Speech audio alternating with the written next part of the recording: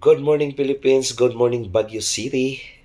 At shoutout pala sa mga opisyal natin dito sa Baguio. Ang ganda ng daan.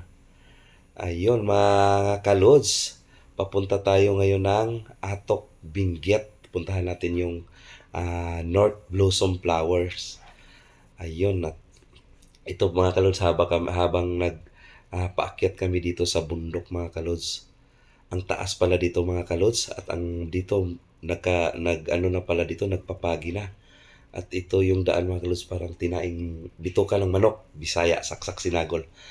Ayun mga kalods, ang ganda pala dito. At yung mahilig sa travels, puntahan nyo dito para sulit yung tour nyo dito sa Baguio. Ang ganda paakyat oh. At ngayon, andito na tayo sa Atok Benguet. Ayan mga kalods, ang ganda ng tanawin dito mga kalods oh. Oh, yung mga bahay dito mga kalods parang sinadyang dinikit sa bundok. Ayun mga kalods oh. Ayun, ang ganda talaga ng mga dito mga kalods, tanawin. Hindi ka magsisi pag pupunta ka talaga dito. At yung mga first timer na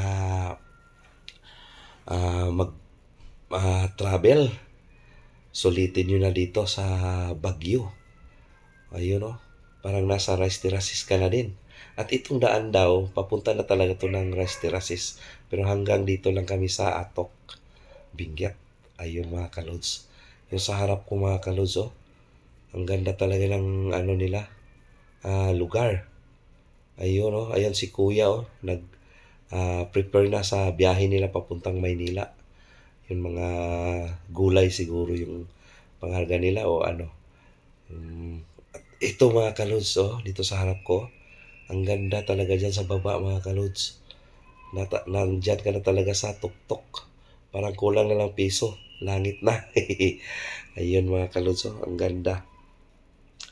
Ayun oh, yung mahilig sa mga bulak dyan, mga bulaklak, yung mga mahilig magtanim. Ang ganda, tingnan nyo yung tanawin dito oh. Ang ganda talaga mga kalods. Ayun oh. Ang ganda talaga mga kalods. Parang mawala yung stress mo dito saglit. At hanggang dito na lang ako mga kalods.